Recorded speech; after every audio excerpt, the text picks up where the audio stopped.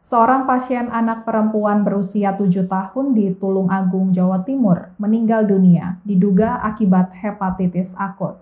Pasien tersebut sempat 4 hari dirawat di RSUD Dr. Iskak Tulungagung sebelum akhirnya meninggal dunia pada Jumat 6 Mei 2022 petang. Terkait hal tersebut, juru bicara Kementerian Kesehatan Siti Nadia Tarmizi menyebutkan, jika sejauh ini belum ada penambahan kasus hepatitis akut di Indonesia. Kemudian masih dilakukan pemeriksaan laboratorium terkait kasus anak perempuan yang meninggal dunia di Tulungagung, Jawa Timur dan diduga hepatitis akut tersebut. Sebelumnya, pasien anak asal Kecamatan Kedungwaru di Tulungagung tersebut selama dirawat di rumah sakit menunjukkan tanda-tanda penyakit hepatitis. Kepala Dinas Kesehatan Tulungagung Dr. Kasil Rohmat mengatakan pihaknya menindaklanjuti kejadian tersebut dengan penyelidikan epidemiologi. Sampel darah, kemudian urin dan feses korban juga dikirim ke Kementerian Kesehatan untuk pemeriksaan lebih rinci.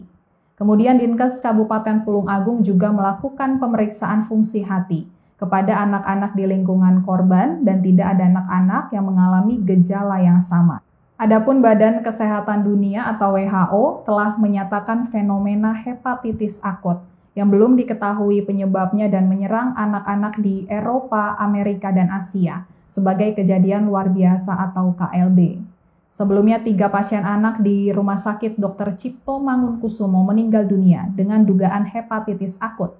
Juru bicara Kementerian Kesehatan Siti Nadia Tarmizi mengatakan, ketiga pasien anak tersebut sudah dalam kondisi stadium lanjut ketika datang ke fasilitas kesehatan. Kementerian Kesehatan tidak menemukan riwayat hepatitis dari anggota keluarga lain dan ketiga anak yang meninggal tersebut tidak memiliki gejala yang sama.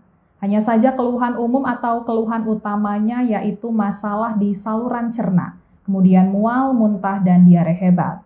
Siti Nadia mengatakan ketiga kasus tersebut belum digolongkan hepatitis akut gejala berat karena masih menunggu hasil pemeriksaan laboratorium yang lebih detail. Kementerian Kesehatan mengimbau masyarakat untuk berhati-hati dan tetap tenang dan bisa melakukan langkah pencegahan seperti mencuci tangan, memastikan makanan yang dikonsumsi dalam keadaan matang dan bersih, tidak bergantian alat makan, menghindari kontak dengan orang sakit dan melaksanakan protokol kesehatan.